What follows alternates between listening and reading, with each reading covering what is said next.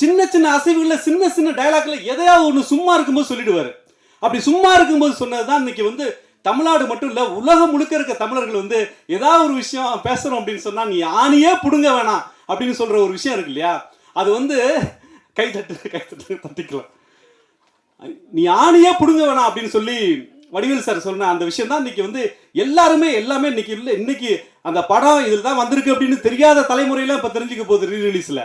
ஓ, இந்த டைலாக் இதில் தான் வந்துச்சா, இதில் தான் ஃபர்ஸ்ட் டைம் வந்துச்சா, வடிவேல் சார் தான் அதை பேசினாரா அப்படின்ற மாதிரி இன்னைக்கு தலைமுறை தெரிஞ்சுக்க போகுது. அந்த ஆணியே பிடுங்க வேணாம் வந்து படத்தில் டைலாக் பேப்பரில் டைலாக் கிடையவே கிடையாது. ரமேஷ் கண்ணா சார் இங்கே அவர் மட்டும் தான் இங்கே இருக்காரு, அதனால் அவருக்கு தெரியும். மற்ற அந்த ஸ்பாட்டில் இருந்த எல்லாருக்குமே தெரியும். அது வந்து எல்லாரும் ஒரு ஆர்டிஸ்ட்டுக்கு ஒரு ஆக்டிவிட்டிஸ் டேரக்டர் கொடுத்துட்டாரு. அந்த பெயிண்ட் அடிக்கிறது, அங்கங்கே பெயிண்ட் அடிக்கிறது அப்படின்ற ஒரு விஷயம்.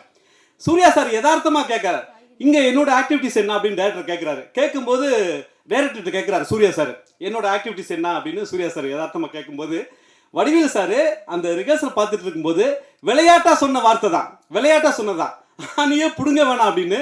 விளையாட்டாக ஜாலியாக ஃப்ரெண்ட்ஸ், உண்மையிலே ஃப்ரெண்ட்ஸாக தான் நாங்கள் இருந்தோம். நாங்கள் Vijay sir, Suriya sir, Vadivel sir, Ramesh Kanna sir, Charlie எல்லாருமே ஒரு ஃப்ரெண்ட்ஸாக தான் இருந்தோம்.